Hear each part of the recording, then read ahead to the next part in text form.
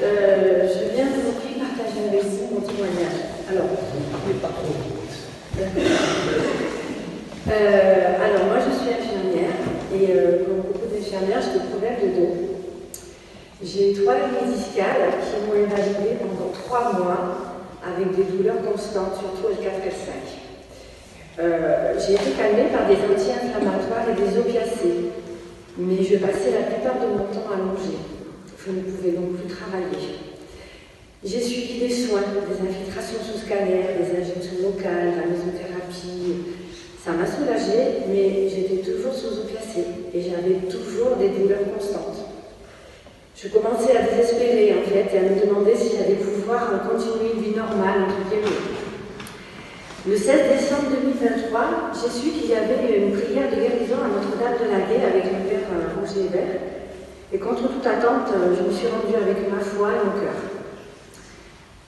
Au cours de cette prière de guérison, devant le Saint-Sacrement, j'ai ressenti une chaleur douce et une émotion forte que j'ai retenue. J'avais une très grande envie de pleurer. Je me suis retenue.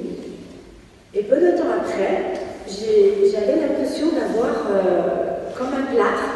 J'ai ressenti comme un plâtre en baume sur mon rachis. Et surtout, ce qui m'a étonnée, c'est l'absence de douleur totale. Et ceux qui ont des douleurs chroniques peuvent comprendre que quand on n'a plus de douleur, ça fait drôle. Et là, j'ai mis cela sur le compte des médicaments, du repos. Bon.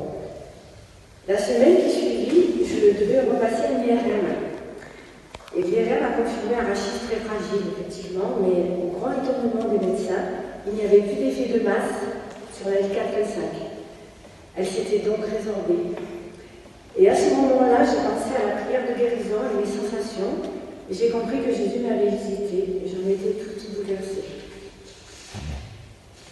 Aujourd'hui, j'ai repris mon travail, mais je reste très vigilante, je ne porte plus de poids. Mais je ne prends plus aucun médicament. Et il m'arrive de reprendre des antalgiques puissants si je travaille un peu trop, si j'ai fait des imprudences, merci Seigneur, je ne prends plus rien. Mais si j'ai voulu témoigner aujourd'hui, ce n'est pas vraiment pour raconter mon histoire, mais en fait c'est pour vous envoyer un message d'espérance. Car même quand on est au fond du gouffre et que des problèmes s'accumulent de santé, de travail, et qu'on sait très bien que quand on est malade, souvent on est seul, qu'on se demande si on va plonger encore plus bas ou si on va arriver à se relever, qu'on ne sait plus où on en est, et bien c'est là que Jésus arrive. Discrètement, sans qu'on s'en aperçoive, il vient nous tendre la main. Et là, il faut la prendre sa main. Il faut prendre sa main et se relever. Et ensuite, il faut témoigner pour relever les autres. C'est son message d'amour.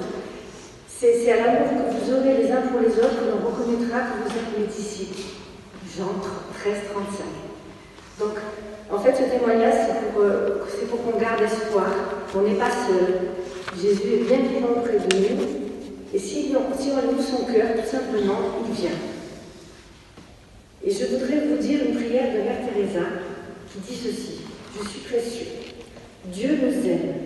Il nous aime si tendrement qu'il nous a gravés dans la paume de sa main.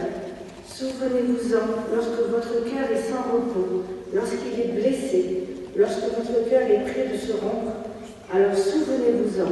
Je suis précieux pour lui. Il m'aime. Voilà.